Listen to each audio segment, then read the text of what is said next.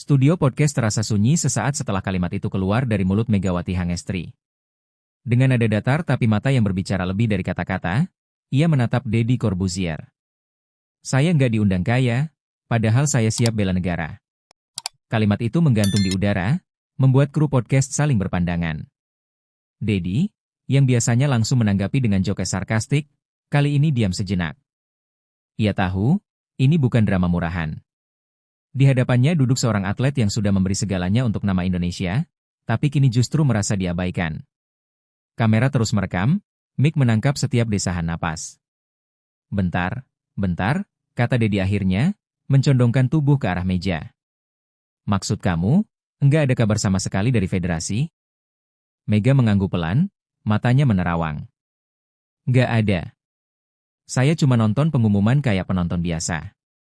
Dan nama saya, enggak ada. Beberapa minggu sebelum pengumuman tim nasional, Mega sudah merasakan firasat aneh.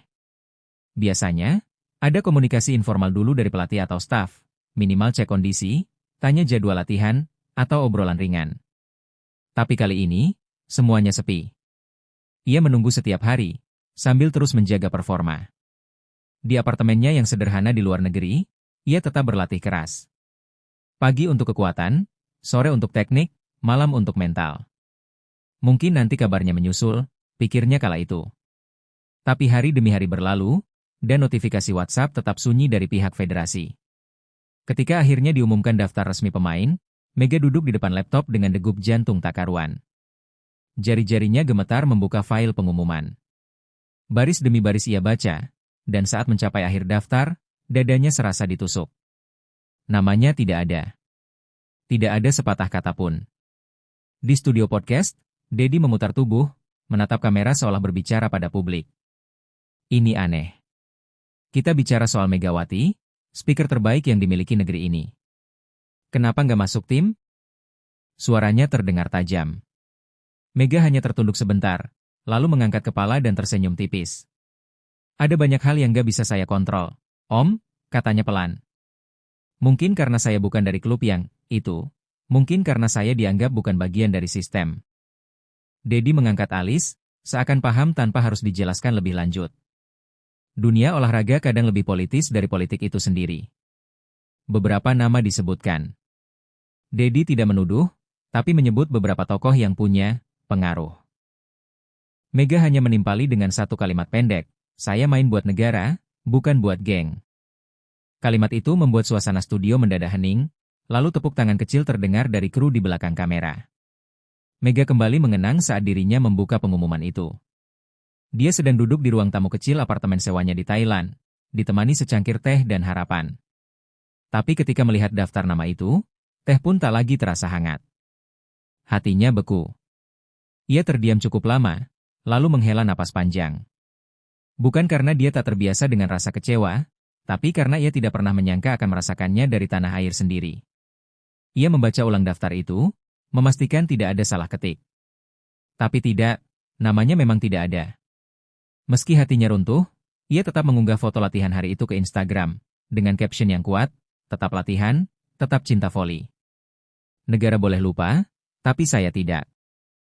Ribuan komentar membanjiri unggahannya. Tapi hanya sedikit yang tahu, senyum di foto itu adalah senyum paling pahit yang pernah ia pasang. Semuanya bermula di sebuah lapangan kecil di Sleman, Yogyakarta. Mega kecil melihat bola voli pertama kali saat menonton kakaknya bermain di turnamen desa. Dari pinggir lapangan, ia menirukan gerakan servis sambil membawa sandal jepit di tangan.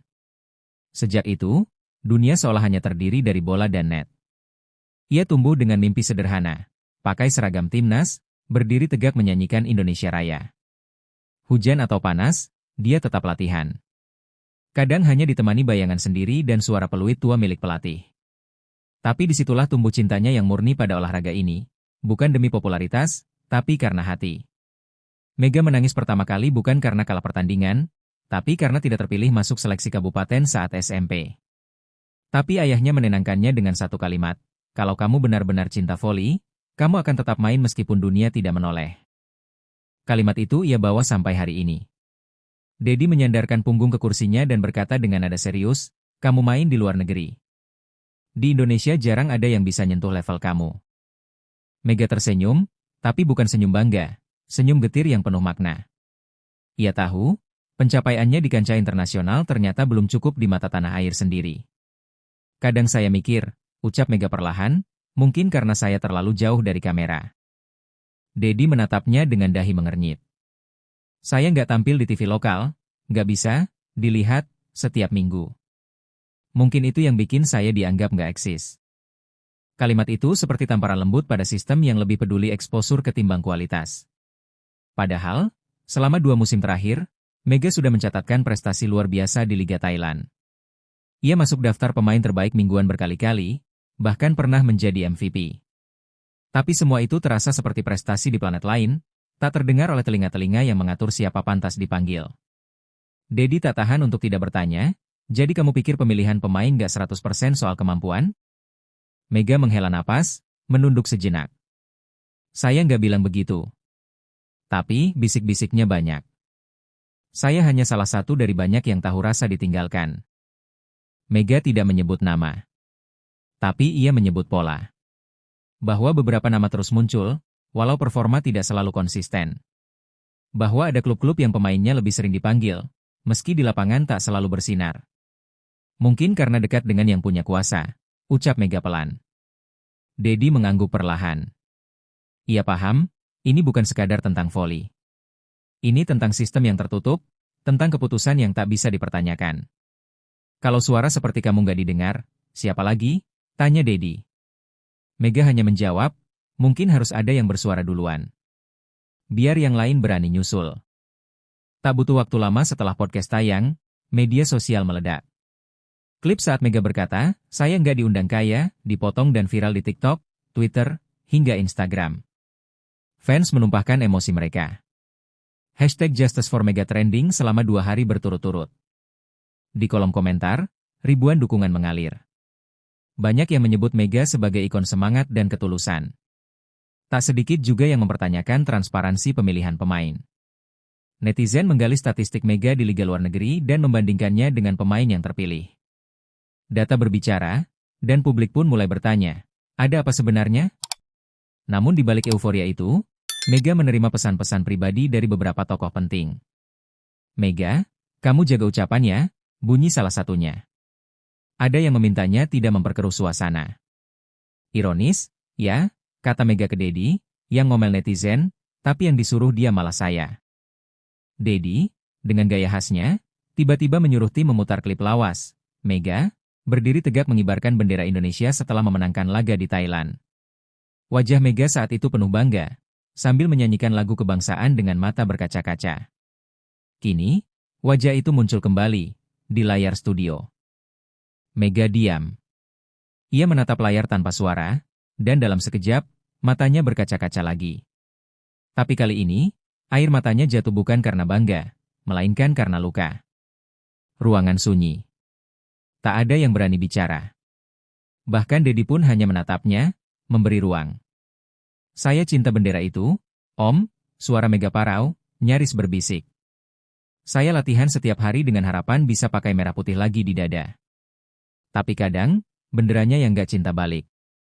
Suara itu pecah, dan air mata pun mengalir. Tak ada naskah, tak ada drama.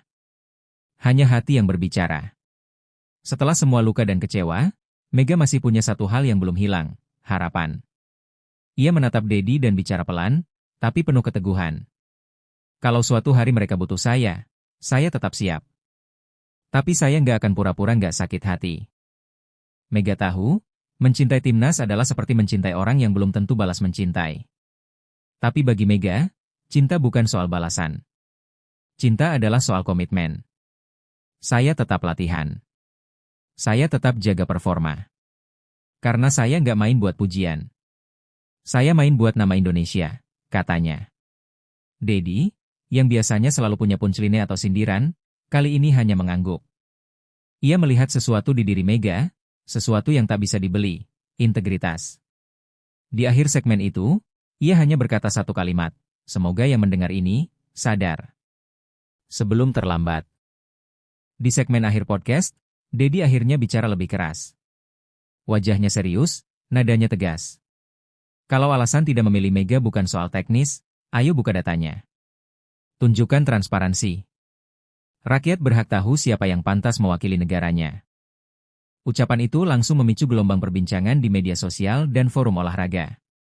Tak hanya netizen yang ramai, beberapa mantan atlet ikut angkat suara.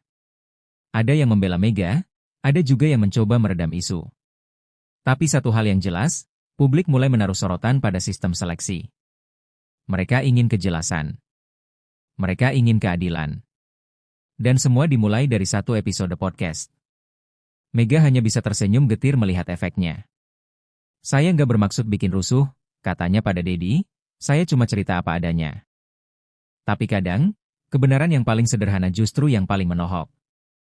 Dan kali ini, kebenaran itu mengguncang satu federasi. 3 hari setelah podcast meledak, manajer Mega menerima panggilan dari seseorang di federasi. Nada suaranya lembut tapi penuh kode. Mega tetap kami pertimbangkan. Mungkin ada peluang untuk masuk dalam skuad rotasi. Sebuah ajakan samar, tanpa permintaan maaf, tanpa penjelasan. Mega membaca pesan itu berulang kali. Bukan karena senang, tapi karena bingung harus bagaimana meresponsnya. Kok bisa ya? Baru diingat setelah podcast heboh, katanya pada manajernya. Kalau saya bukan Mega yang viral, mungkin tetap dilupakan. Kata-katanya pahit, tapi benar. Namun ada secuil harapan di dalam hati. Mungkin ini kesempatan kedua. Mungkin ini pintu kecil yang terbuka, meski engselnya sudah berkarat. Tapi Mega tahu, apapun keputusan yang ia ambil, itu akan menjadi titik balik besar dalam karir dan harga dirinya sebagai atlet. Di tengah malam, Mega duduk sendiri di balkon apartemen, memandang langit Bangkok yang redup. Ia berpikir dalam diam. Jika ia kembali, apakah itu berarti ia memaafkan perlakuan yang tak adil? Jika ia menolak, apakah itu berarti ia menyerah pada rasa kecewa? Beberapa teman dekat menyarankan agar ia menolak tawaran tersebut. Tunjukkan bahwa kamu punya prinsip, kata mereka. Tapi suara dalam hati Mega berkata lain. Kalau saya pergi, siapa lagi yang bisa tunjukkan bahwa pemain layak dipanggil karena kualitas, bukan koneksi? Akhirnya, Mega memutuskan sesuatu yang sulit. Ia akan tetap datang, bukan karena mereka memanggil, tapi karena ia ingin memberi contoh. Saya datang bukan demi federasi. Saya datang demi merah putih, bisiknya pada dirinya sendiri. Keputusan itu menguatkan langkahnya, meski luka belum sembuh. Beberapa hari kemudian, Mega ikut serta dalam pertandingan eksibisi internasional bersama tim campuran Asia. Di sanalah, di depan mata dunia, ia membuktikan siapa dirinya. Satu demi satu smash-nya menghantam keras lapangan lawan. Bahkan komentator menyebut namanya sebagai Monster of the Match. Penonton bersorak setiap kali ia mencetak poin. Dan yang paling menarik, siaran itu ditonton jutaan orang di Indonesia, termasuk mereka yang dulu mengabaikannya. Di bangku penonton, beberapa ofisial federasi tertunduk. Data dan statistik tidak bisa dibantah. Mega bukan hanya layak, ia dominan. Pertandingan itu menjadi pembuktian yang paling indah. Tanpa perlu menyindir, tanpa perlu marah. Mega bicara lewat permainan. Satu speaker, sejuta makna, tulis seorang jurnalis olahraga di artikelnya. Mega tak butuh pembelaan lagi. Lapangan sudah bicara lebih keras dari kata-kata. Podcast itu ditutup dengan sebuah pernyataan sederhana tapi menggetarkan. Mega, dengan suara tenang tapi penuh keyakinan, berkata, mungkin saya tidak diundang kaya, tapi saya diundang oleh hati rakyat. Dan buat saya, itu cukup. Tepuk tangan bergema di studio, dan di layar komentar, ribuan emoji hati mengalir. Dedi menatapnya penuh rasa hormat. Ia tahu, di hadapannya duduk bukan sekadar atlet, tapi simbol keteguhan hati, keberanian, dan cinta yang murni pada negara. Kamu bikin sejarah hari ini, Mega, katanya. Bukan soal bola, tapi soal keberanian bersuara. Dan sejak hari itu, Mega tak hanya dikenal sebagai speaker andal, tapi juga sebagai suara bagi mereka yang tak terdengar.